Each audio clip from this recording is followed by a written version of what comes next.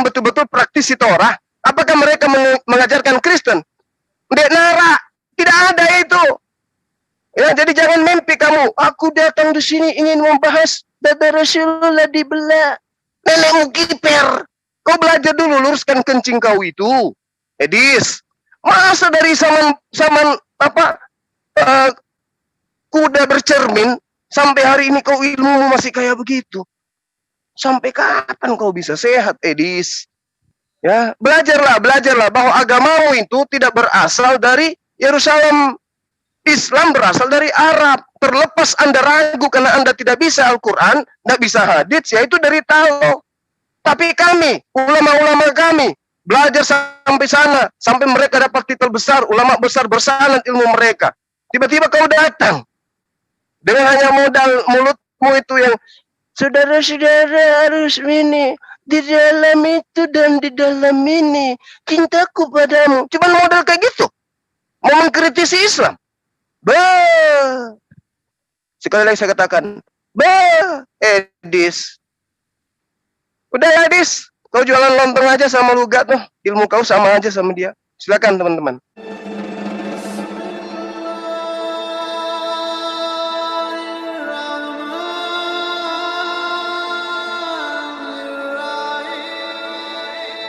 Sepanjang saya menggali atau mempelajari Islam, saya tidak menemukan tulisan tersebut kecuali di dalam buku-buku. Tujuan Edis mempelajari Islam untuk apa? Tujuan Edis mempelajari untuk apa? Mencari fakta tentang Islam. Mencari fakta tentang Islam. Fakta dalam hal negatifnya, dalam hal positifnya. Fakta itu tidak negatif dan positif. Fakta itu fakta. Terus? Fakta itu bukan positif dan negatif. Fakta itu ya fakta gitu. Terus fakta-fakta Anda yang sudah Anda sampaikan, itu sudah terlegitimasi belum keabsahannya? Nah, itulah makanya saya bilang tadi, dalam hal bagaimana sehingga informasi dari Muhammad dibelah ini adalah berita yang faktual. Nah, kalau menurut Anda gimana? Nah, faktual atau tidak? Ya, jadi begini. Kita itu memiliki kriteria untuk menentukan satu berita itu faktual atau legenda. Yang berhak menetapkan kriteria itu siapa? Kamu atau pihak mana? Sejarah. Sejarahnya dari mana? Sejarah itu ya dari ilmu sejarah. Kita pakai disiplin ilmu sejarah. Ilmu sejarah dari sudut pandang siapa? Dari semua orang. Semua orang itu dari pihak mana aja misalnya? Dari seseorang yang memiliki atau terikat kepada hukum disiplin ilmu sejarah. Seseorang itu siapa namanya? Yang udah kamu konfirmasi? Iya, kalau kita belajar sejarah di fakultas-fakultas, ya, kita itu punya kriteria-kriteria berita itu dapat dikatakan. Siapa yang udah Anda konfirmasi untuk membenarkan keabsahan narasi Anda atau kebenaran dari Edis ini, gitu kan? Sejarah. Siapa? Ya. Sejarah. Siapa? Sejarah. Yang berkompeten siapa orangnya dalam hal sejarah ini? Ya, semua orang bisa meneliti sejarah asal dia terikat kepada disiplin ilmu sejarah. Dan kebenaran Anda udah diakui oleh siapa aja?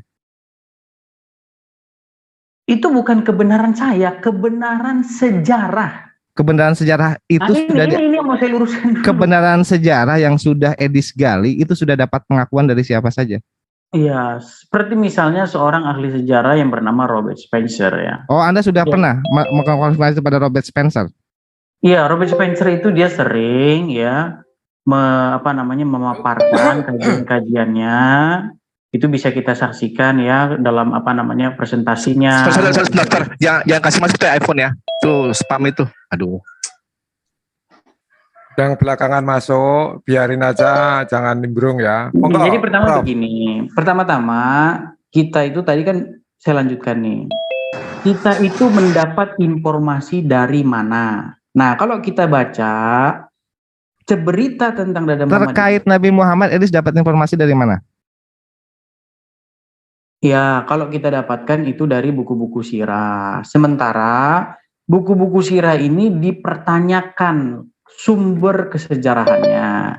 Nah, bagaimana itu dipertanyakan? Makanya ini akan saya paparkan. Misalnya, sebentar. Itu yang look itu jangan kasih masuk. Spam itu iPhone. Nanti dia kalau sesri gambar porno.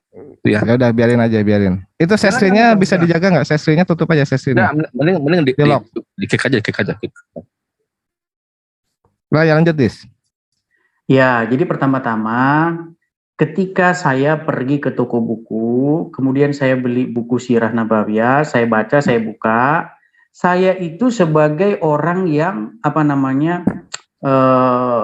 fokus kepada kesejarahan, saya bertanya, ini buku dinukil dari naskah mana? Kan itu pertanyaannya, ya kan? Nah, setelah saya periksa, saya cari ini sebenarnya dari mana ini di sumber primernya mana ini, ya kan? Ya, sebagai sebagai sumber sejarahnya itu dari mana? Sistem pencarian yang dipakai oleh Edis gimana? Sistem pencarian yang dipakai? Pakai sistem apa gitu? Sistem pencariannya. Pertama-tama kita sendiri tentu karena ini tentu dari Muslim, makanya kita cari metode pencariannya itu yang dipakai oleh Edis, metode pencarian seperti apa? Ya banyak hal, misalnya mencari ini di naskah ini dirujuk dari mana, ya kan? Metode yang dipakainya metode apa? Apakah mencari sumber sejarah primer? Mencari sumber sejarah primer dengan mencari naskah-naskah tertua yang meriwayatkan atau yang menginformasikan tentang berita tersebut. Ternyata setelah saya sudah didapat naskah-naskah.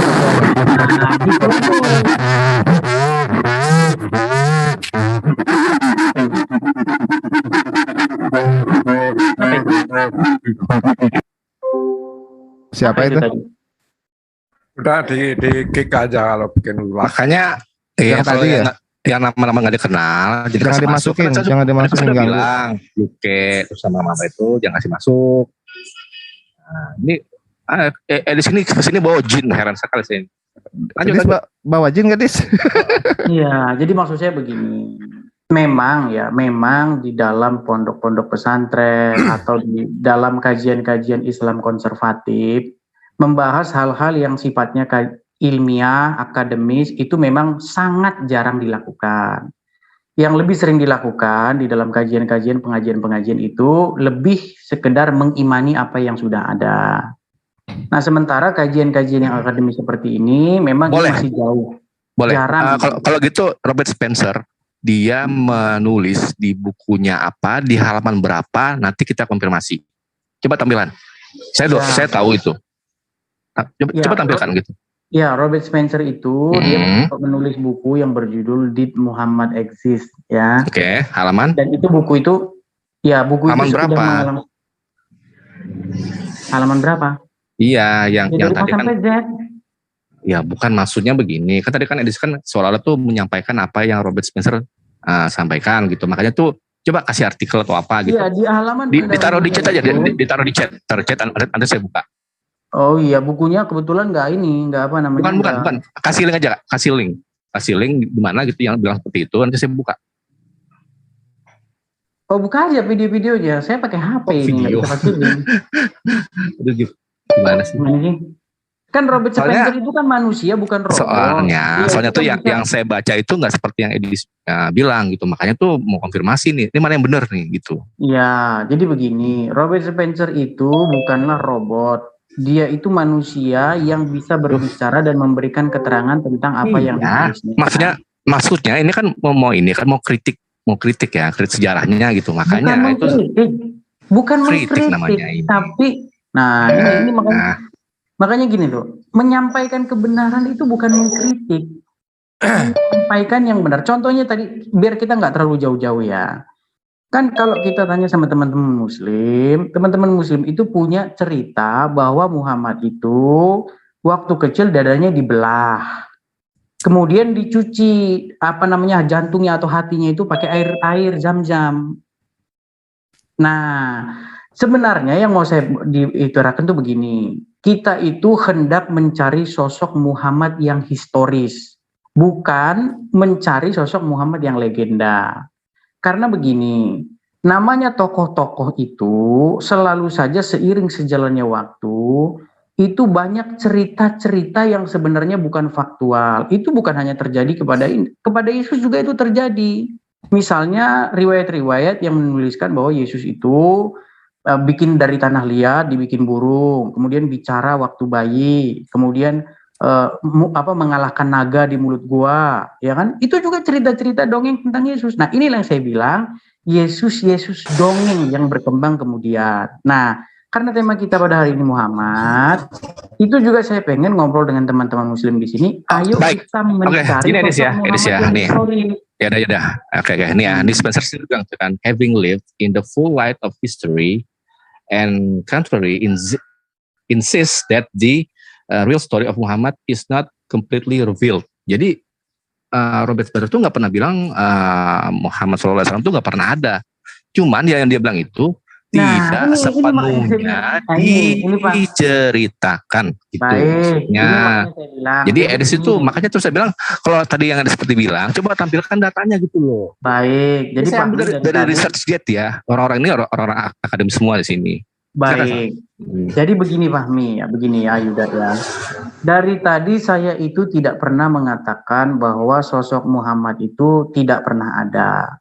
Yang saya katakan adalah kita harus bisa membedakan mana sosok Muhammad yang historis dan mana sosok Muhammad yang legenda. Ini makanya saya bilang, memang kadang mengerti tentang maksud lawan bicara itu harus betul-betul diresapi. Itu pentingnya dalam etika berdiskusi gitu loh. Ya makanya tuh dengan menempatkan seolah atau orang itu cuma legenda itu sama itu menganggap tidak ada. Saya tidak itu mengatakan demikian. Yang saya katakan adalah Robert Spencer itu mengutarakan dia menjelaskan membuat pernyataan singkat gitulah tentang bukunya bahwa ini perkataan Robert Spencer ya, bahwa sosok Muhammad yang dikenal oleh umat Muslim itu lebih merupakan sosok Muhammad yang legenda ketimbang sosok Muhammad yang historis. Tampilkan itu. Saya nggak pernah. Silakan buka aja videonya. Tampilkanlah. Kasih linknya. Coba klik di YouTube. Kemudian tulis inilah ini gini loh. Jadi itu kan bisa banyak video gitu kan. Harusnya tuh kalau sudah bawa kerja itu sudah siap gitu loh. Gitu maksudnya. Loh, ini yang saya suruh cari-cari. Ini metode pencarian acak adut kalau dalam istilah akademis itu. Jadi nggak jelas metode pencariannya. Ini tadi diskusinya ini kan tidak direncanakan gitu ya. Makanya jadi pure dis, kalau direncanakan nanti malah ini kan jadi kalau tidak direncanakan malah jadi asik kayak gini kan. Jadi memang berjalan apa ada. Saya juga nggak direncanakan pertanyaannya. Dan Anda pun nggak direncanakan jawabannya. Iya tadi kan sama-sama nggak direncanakan, fair jadi kan. Iya tadi kan nanya, makanya kan di mana Robert Spencer bilang. Makanya kan saya bilang Robert Spencer dalam satu wawancaranya tentang bukunya yang bestseller itu dia mengatakan tentang bukunya tersebut. Ya, itu videonya bisa kita cek bahwa sosok Muhammad yang dikenal oleh umat Muslim, sekarang ini itu lebih merupakan sosok Muhammad yang legenda ketimbang sosok Muhammad yang historis. Nah, sosok Muhammad yang historis bagaimana? Nah, diutarakan di situ sama dia. Nah, yang legenda bagaimana? Nah, diutarakan. Nah, makanya kita ambil nih contoh-contohnya. Misalnya kita pakai pengujian nih. Teman-teman Muslim kan percaya bahwa Muhammad menjadi nabi di umur 40. Terus waktu kecil dadanya dibelah. Biar fokus aja ya, fokus kepada pembelahan dada ini aja ya. Jangan lari kemana-mana karena nanti banyak sisi nanti tentang Muhammad ini. Ya. Nah, berita tentang dada Muhammad dibelah ini, kemudian dicuci bagian dalamnya itu dengan air zam-zam atau apa itu. Ini dari mana info ini? Nah, ternyata kalau kita baca, dari buku-buku sirah yang dicetak abad ke-21. Nah, buku-buku ini disadur, kan ini kan bersumber dari naskah yang pertama. Jadi dia kan nggak asal nulis-nulis saja, dia harus merujuk kepada naskah sebelumnya. Nah, naskah-naskah sebelumnya ini mana? Nah, sepanjang saya 9 tahun mengkaji, memang saya tidak pernah menemukan itu. Ada manuskrip yang menulis tentang Muhammad. Gitu loh. Jadi Edis anak TK diam dulu. Jadi ada dua hal yang perlu Edis anak TK ini pahami tentang pemberitaan hadits dan pemberitaan Bible. Pemberitaan Bible itu tanpa ada tangga sanad dari Yesus ke sini, lalu kemudian dituliskan seketika.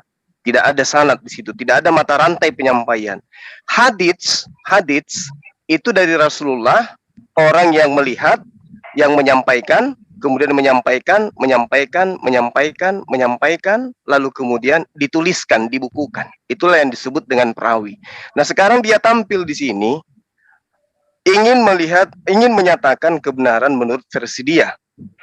Di mana orang ini dia tidak pernah belajar tentang al-jar wa at-ta'dil. Dia tidak pernah mengikuti studi kritis perawi hadits. Ini yang perlu kita sadarkan anak TK ini. Karena dia selalu menguji Islam dengan literasi yang dia bangun. Dia nggak ngerti apa itu sanad. Dia nggak ngerti apa itu ilmu kritik sanad. Yang dia pahami, oh ada cerita kayak begini. Mana manuskripnya? Siapa yang sampaikan? Itu yang dia paham. Sementara umat Islam memiliki kaidah sanad dari sumber, kemudian ditulis. Bukan berarti sahabatnya pada masa itu kemudian menulis, tulisannya disalin, kemudian tulisannya disalin. Yang ada di dalam ilmu sanad itu adalah ketika Rasulullah Muhammad SAW menyampaikan wahyu, beliau melarang menulis selain daripada Al-Quran. Nah, kemudian berarti yang ada adalah penyampaian lisan. Aku melihat, makanya narasinya pada saat kita melihat matannya, sanadnya itu semua jelas. Aku melihat, lalu kemudian penyampaiannya, Anas berkata kepadaku, beliau melihat Rasulullah, disampaikan lagi. Itu yang dimaksud isnad di dalam hadits. Ini yang tidak ada di dalam Kristen. Makanya ketika Bang Farhan tanya, coba siapa yang melihat Yesus jalan di atas air? Dia pelangak-pelongok. Apalagi kalau kita tanya, konon katanya di dalam penjabaran Paulus, inilah Saulus, siapakah engkau Tuhan? Akulah Yesus yang kau aniaya. Sejak kapan Paulus menganiaya Yesus? Siapa yang melihat? Siapa yang menarasikan itu? Nggak ada. Nah, terakhir dari saya, Saudara Edis, supaya kamu nggak mempermalukan dirimu dan agama Kristen, ya, saya katakan kepada kamu, Edis, udah bertahun-tahun kau ngaku belajar, 9 tahun saya ngajar. Belajar, kau ngajak belajar apa? Kau nuntut ilmu di mana? Apa nama universitas yang kamu tempati? Kamu hanya ke Gramedia, baca buku terjemah, karangan ke ini, karangan itu yang kau nggak belajar, nggak bisa. Ilmu Islam itu bersanad, nggak boleh. Satu ayat itu harus ketahuan. Dapat gurunya dari mana? Gurumu itu dari mana? Guru-gurunya itu dari mana? Harus diketahui sanadnya. Nggak boleh asal-asal. Jadi kalau ada hari ini, seorang mengaku ulama, bisa bahasa Arab, bisa nahwu Arab, bisa dan seterusnya, tapi tidak memiliki sanad keilmuan, tertolak di dalam Islam. Nggak boleh. Oh, saya ini bisa bahasa Arab, saya ini nahwu Arab, saya ini, siapa gurumu? Saya belajar sendiri. Ilmu Anda tertolak karena tidak bersanad. Apalagi Edis, belajar di mana ente? Anda pernah ikut kritika sanad gitu? Pernah masuk di kelas al-jar wa at-ta'dil gitu? Nggak pernah, cuman membaca-baca. Kemudian saya penasaran, kayaknya ini kalau ditanyain ke umat Islam ini kayaknya nggak ada yang tahu. Bukan kayak begitu. Untuk melihat kacamata kebenaran itu, Edis, dudukkan Yesus, dudukkan baginda Rasulullah Muhammad SAW. Di mana Rasulullah Muhammad SAW melakukan dakwah? Arab Saudi. Di mana Yesus melakukan dakwah? Yerusalem. Sekarang lihat, ada nggak yang percaya tentang narasi yang dibangun gereja hari ini? Yesus itu Mesias, Yesus itu Tuhan, berjalan di atas air, dan seterusnya. Ada yang percaya gitu? Ada kitab internal Yerusalem hari ini, orang praktisi Yudaisme yang menceritakan kehebatan Yesus yang ada di dalam kitab Kristen. Ada? Ada nggak? Nggak ada. Nah, sekarang kita balik. Rasulullah Muhammad SAW tentang apa yang Anda pertanyakan. Ada nggak orang-orang Arab Saudi secara turun-temurun menolak sejarah cerita ini? Ada tidak? Tidak ada. Berarti kebenaran. Dia diliputi awan. Kemudian dia memberikan tanda-tanda kenabian. Itu diaminkan sejazirah Arab. Sementara Paulus. Siapa Paulus menurut Bani Israel? Ayo. Siapa? Ya, bisa-bisa dia hanya penjual saringan tahu. Nggak ada itu. Tapi coba tanya orang Arab sampai hari ini. Mereka melalang buana keliling dunia. Apa yang mereka ajarkan? Rasulullah Muhammad Sallallahu Alaihi Wasallam adalah Nabi dan utusan Allah. Itu yang mereka ajarkan. Coba, Yerusalem. Orang Yahudi yang datang ke Indonesia mengajarkan ketuhanan Yesus, siapa namanya? Siapa namanya? Alberto, si ketan dilinting mingkendek lotedong. Itu yang ada. Tidak ada itu Yerusalem keturunan Bani Israel mengajarkan ketuhanan Yesus berdasarkan Kristen, yang dimana Kristen. Itulah yang harusnya kamu sadari. Jangan jadi anak TK terus. Kalau Kristen itu benar, maka Yahudi secara kelompok, secara turun-temurun, secara temporer akan melakukan kristenisasi seluruh dunia. Faktanya, Yahudi malah tidak mengenal Yesus. Gitu loh. Nah, coba lihat di Indonesia ini. Indonesia aja dulu. Semua universitas yang mendatangkan dosen-dosen dari Arab pasti mengajarkan kenabian dan kerasulan baginda Muhammad SAW.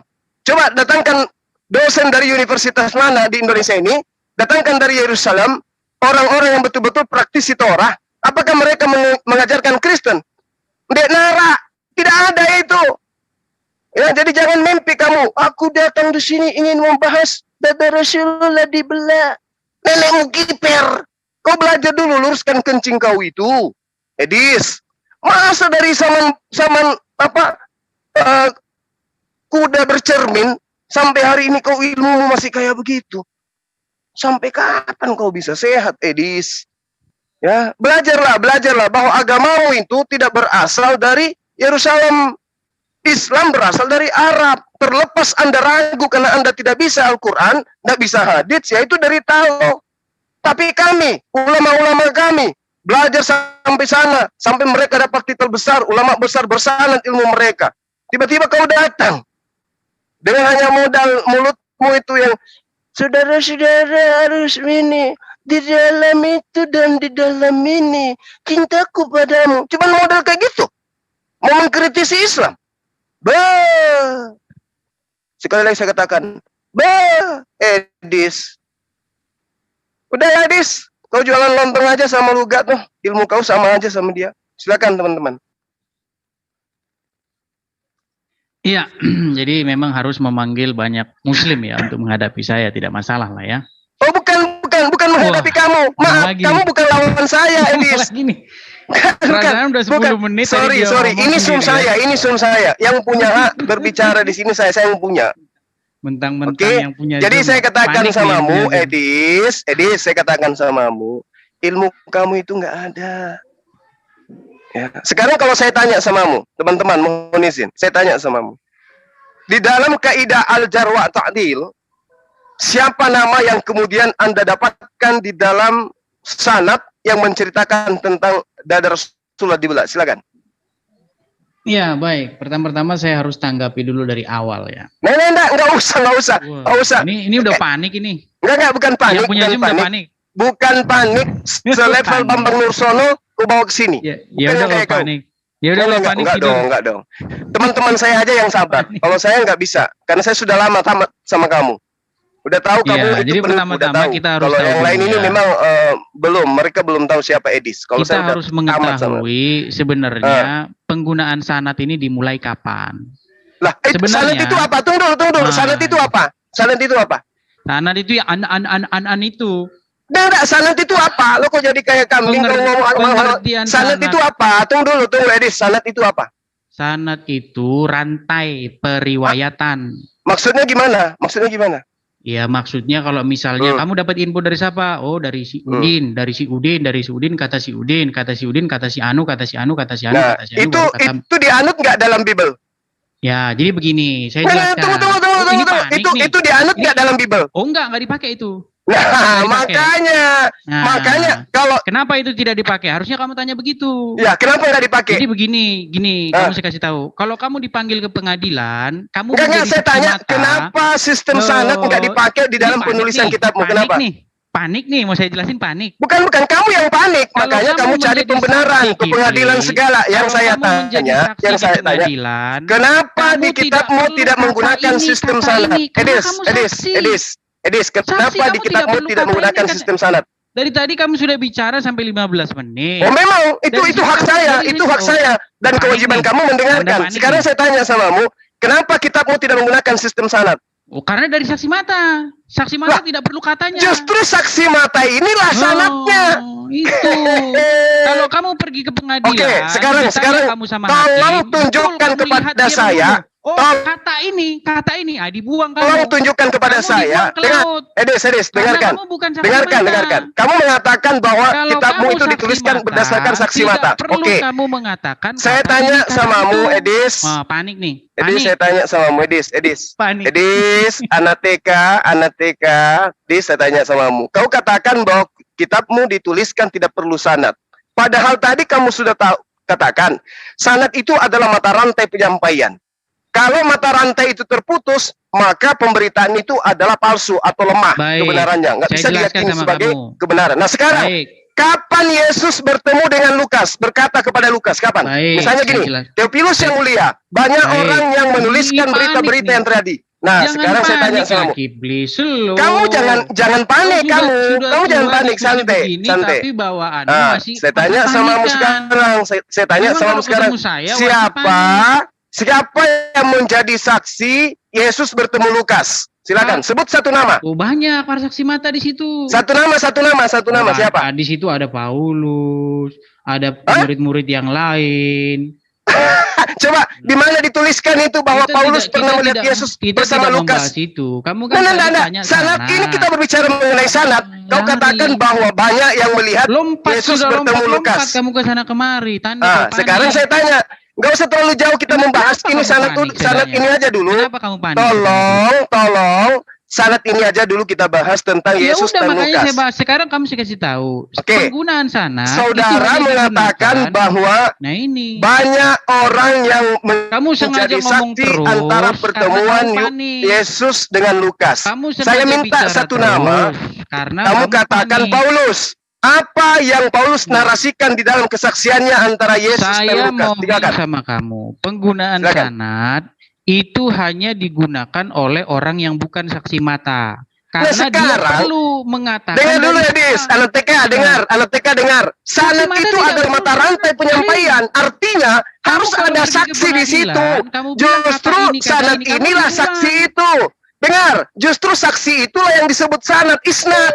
Orang yang disandarkan terhadap pemberitaan. Sekarang Kamu saya tanya, katakan, waktu kamu Paulus bilang melihat dari ini, Yesus kalau orangnya bertemu udah mati dengan gimana? Lukas. Itu tertulis di mana? Kalau dibilang dari ini, tapi orangnya udah mati gimana cara membuktikannya? Enggak, tunggu dulu. Saya Bisa tanya nggak sama kamu kamu. bilang Kamu dari ini, katakan sementara Lukas itu sebulan menjadi udah saksi. Lukas menjadi saksi Yesus bertemu Lukas. Itu tertulis di mana? Kau sudah mulai panik. Bagaimana dia katakan dari si fulan, sementara si fulan Kok jadi sudah saya mati? yang panik? Yang panik itu kamu. Kau katakan berdasarkan saksi. Sekarang Lukas kita uji. menuliskan Sekarang banyak kita hal uji. sampai Sekarang setebal kita uji, itu. ya. Kamu katakan banyak saksi. Panik, Saksinya panik diantaranya adalah Paulus. Bisa nggak kamu, Tunjukkan tertulis di mana? Tertulis di mana Panik Paulus kamu. melihat Yesus dan Lukas bertemu. Silakan. Lari kamu kemana-mana, tandamu sudah panik. Penggunaan Penggunaan sanad itu hanya digunakan oleh ini orang yang dituliskan bukan yang kamu saksi mata. jelaskan kepada kami di sini, Edis, tentang sanad. Kamu katakan yang menjadi saksi antara Lukas dan Yesus adalah Kau Paulus. cuman Itu tertulis suara di mana? Aja modalmu.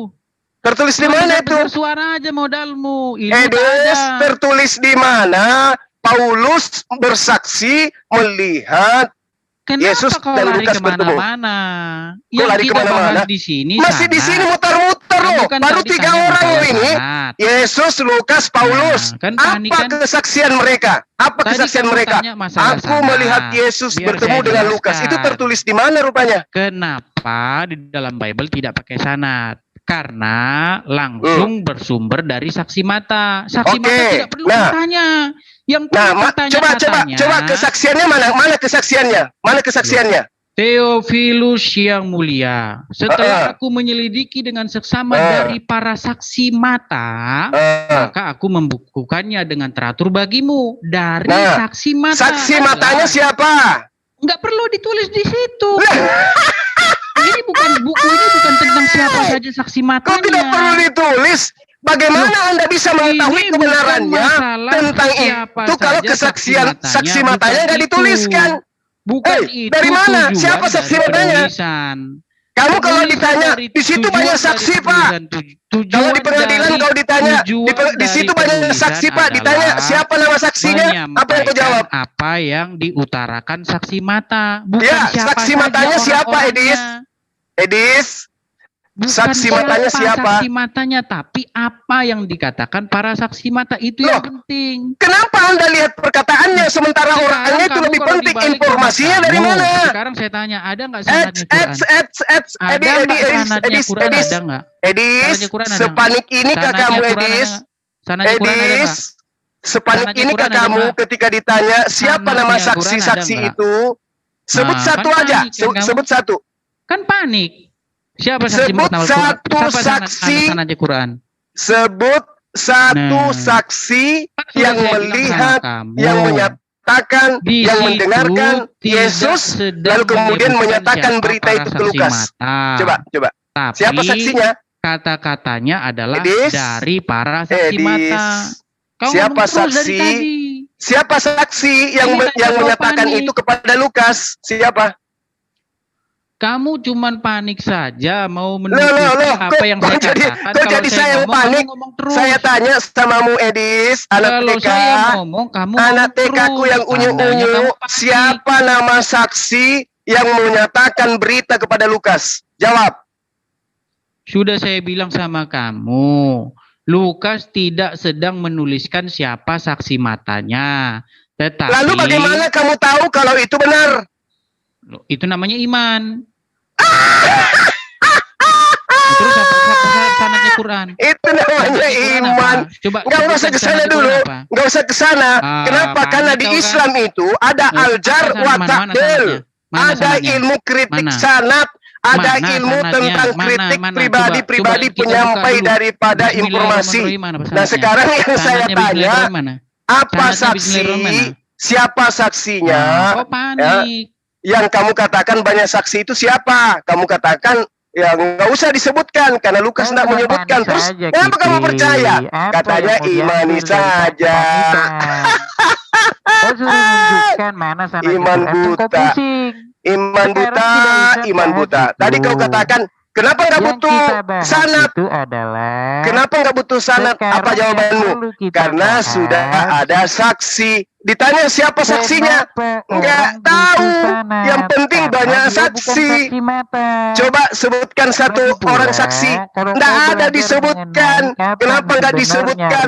Karena saksi palsu. Kamu akan terkejut bahwa penulisan sanad itu tidak ada di zaman Muhammad. Penulisan sanad. Aduh, udah. Sudah, Edis. Udah, kamu udah telanjang, Edis.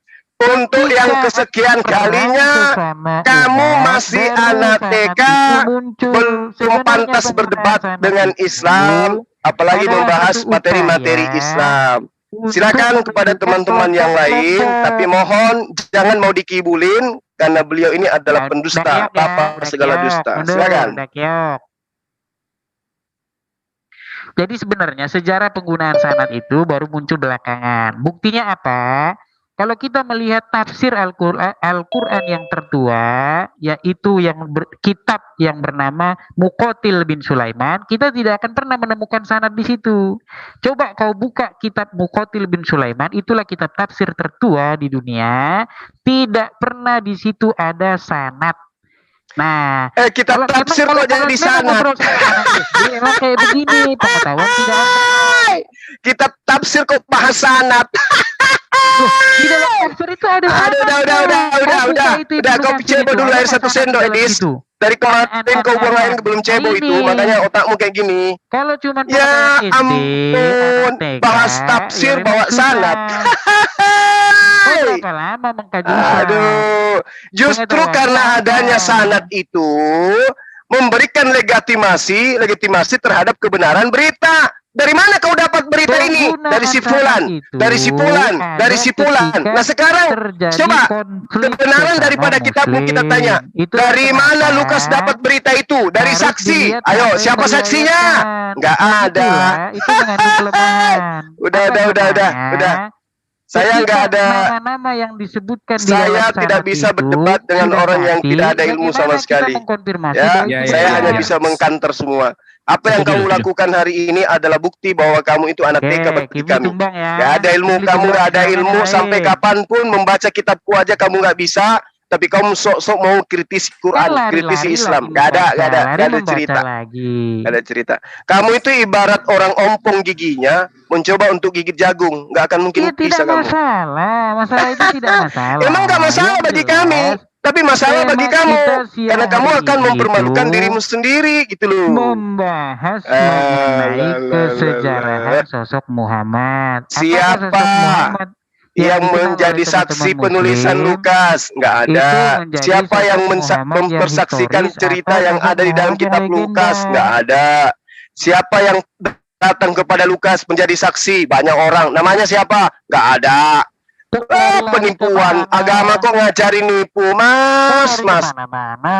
Ajaran kok ngajarin nipu. Sekarang kalau di Islam, siapa yang mengatakan bahwa Rasulullah SAW pernah mengatakan ini? Disebut namanya. Coba Ini. gimana itu udah ada Muhammad di belah Habis itu itu di mana? dia dapatkan Coba informasinya dari buku mana? yang Dari menulis ini. dari Muhammad di belah Habis di itu mana? dia dapatkan dari mana? Dari ini. Ya, baru dipelajari. Namanya ilmunya itu Ya, adalah gimana kalau orang sudah al-jar mati? wa at-ta'dil. Bagaimana Berbicara mengkonfirmasi mengenai tentang kalau kritik orangnya sudah terhadap mati? sanad. Kritik sanad itu misalnya Ya, disebut bagaimana nama orang di sana. mengkonfirmasi kalau Hashim orangnya misalnya sudah disebut mati, Hashim. Kipling? Itu akan dicari bagaimana riwayatnya dia tentang kehidupannya. Jujurkah dia? Apakah ada ditemukan dia pernah berbohong? Kalau dia pernah ditemukan berbohong, maka pemberitaannya itu diragukan.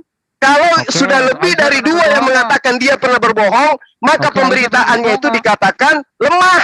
Gitu. Aisyah Itu pernah yang berbohong dimaksud nggak? kritis sanad. Ah, Nah, sekarang kritik kalau kita sanad. berbicara tentang kitabmu, Lukas menuliskan setebal itu. Aisyah pernah Dari mana berbohong dia nggak? mendapatkan? Dari saksi-saksi. Siapa Ngomong saksinya? terus. Nggak tahu. Panik nih. Panik ngomong terus. Udah.